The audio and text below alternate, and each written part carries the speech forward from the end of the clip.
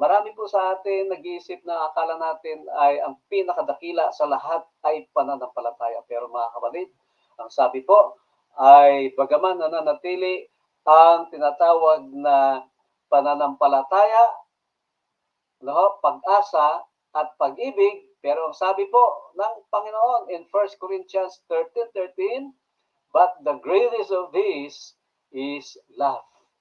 Bakit po kaya mga kapatid? No?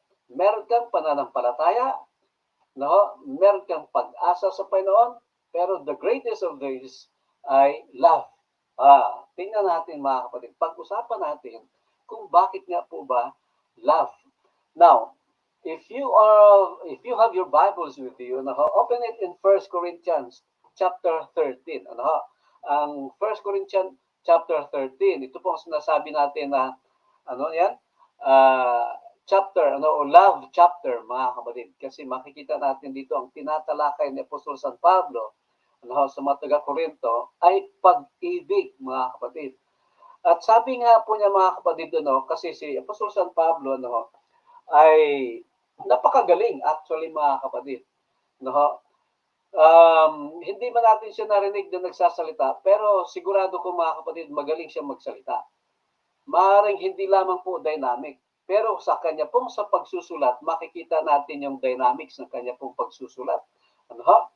Kaya ang sabi po niya, mapasa akin man ang lahat, sabi niya in verse 1 in chapter 13. If I speak in tongues of men or of angels, sabi niya, kung ako man ay nagsasalita ng may kagalingan, mga kapatid, maaaring sa tao or sa anghel, but do not have love, I'm only a resounding gong or clanging cymbal. Well, mga kapatid, ito po'y para kung kumuha ng bato, pinukpok sa ulo ko. Sa totoo lang, mga kapatid, kahit sabihin man natin na, hindi man ako yun pero sabihin ko lang halimbawa, ako na yung pinakamagaling para sa inyo na magsalita. Ako yung dynamic magsalita. Napakagaling mag-deliver ng message. Mga kapatid, or in English, or in Bicol, in Tagalog, or in Cebuano, sabihin nga po natin, ay marami akong salita, mga kapatid, na nasasabi at sabihin natin fluent at talagang napakagaling ko, mga kapatid, hinahangaan man ako ng maraming tao, pero kung wala ang pag-ibig, ay para lang akong isang batingaw nga umaalingaw-ngaw.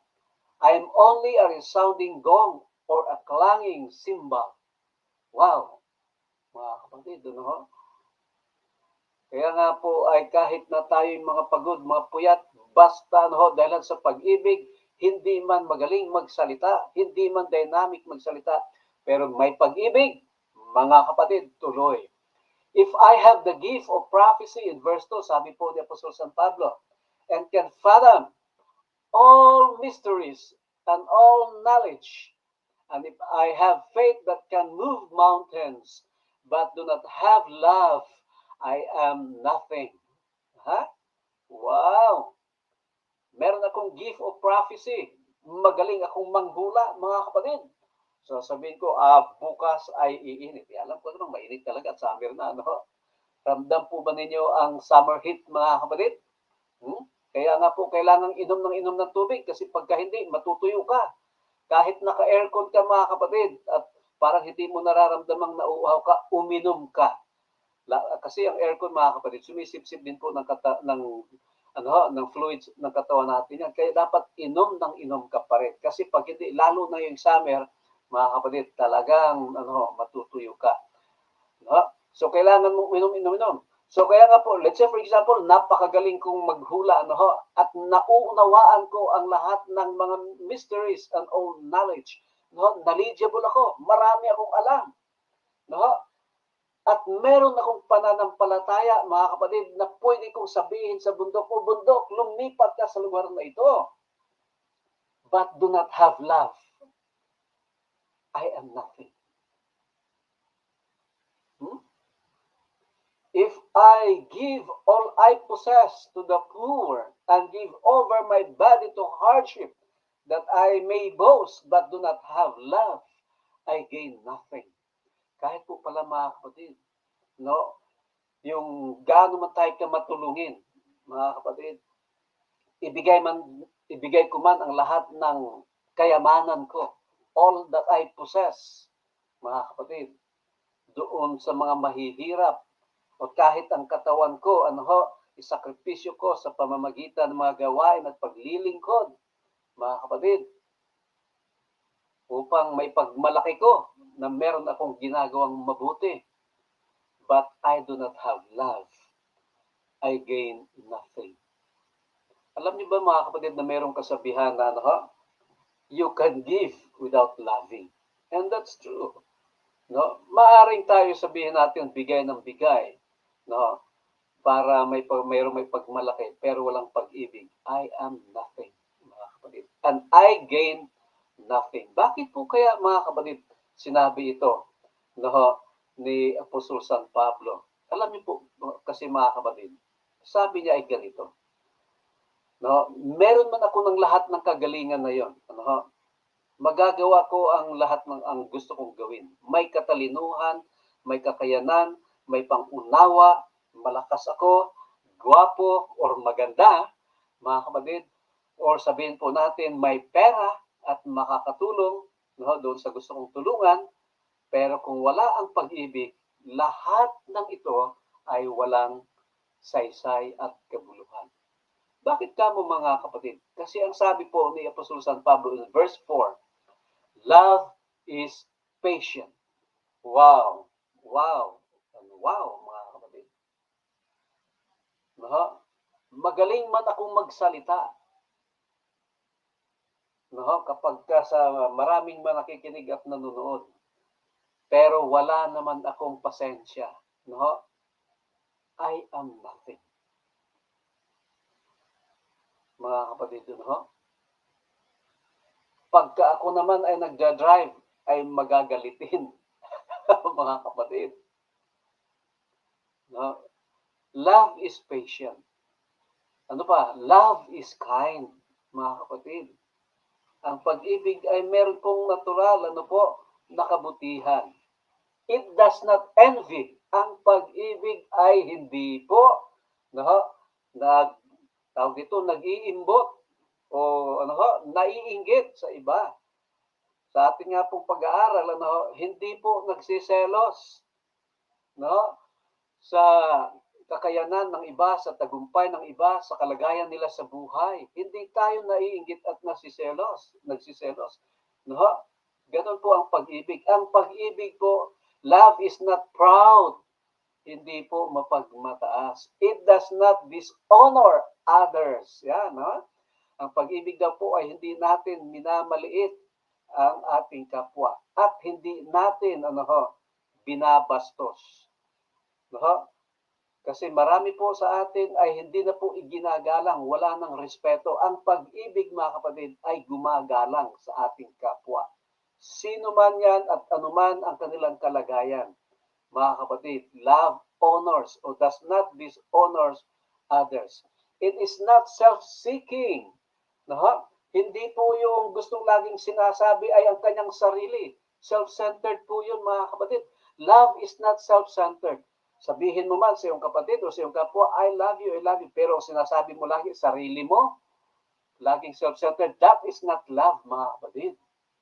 And love, it is not easily angered. Mga kapatid, ang pag-ibig daw po ay hindi magagalitin at hindi nananatili sa galit.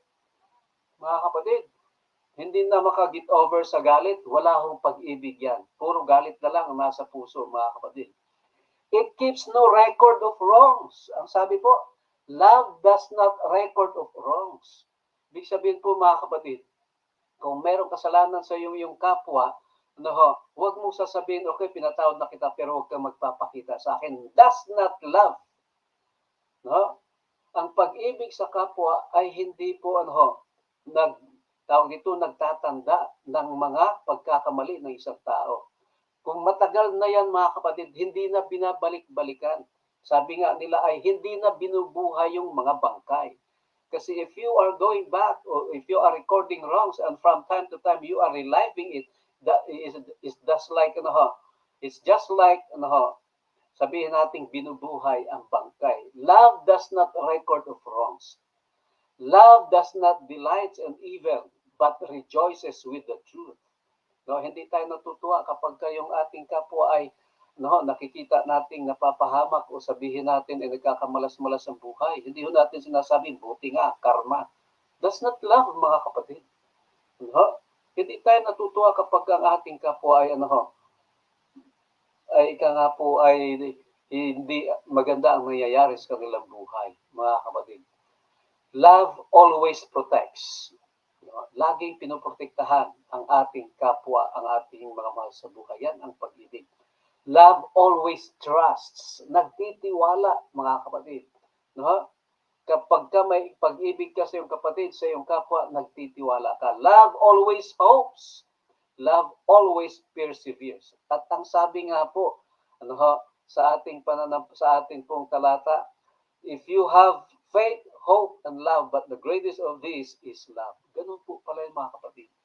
Kaya nga po, kung ating titingnan dito in Paul's discourse on the spiritual gifts, pinahalagahan niya yung pag-ibig. Paul praised the value of love. Sabi nga po niya, it is more excellent way. Pinaliwanag niya kung ano yung pag-ibig na yon. Emphasizing the necessity along with ability. He even praised its value over faith and hope. Mas mahalaga po pala siya. So faith and hope, mas mataas po siya, mga kapatid. Hindi sinasabing hindi mahalaga yung faith and hope. Pero mga kapatid, sabi nga po, kahit na meron kang faith, you can move mountains, you have hope, but you do not have love, mga kapatid, di ba?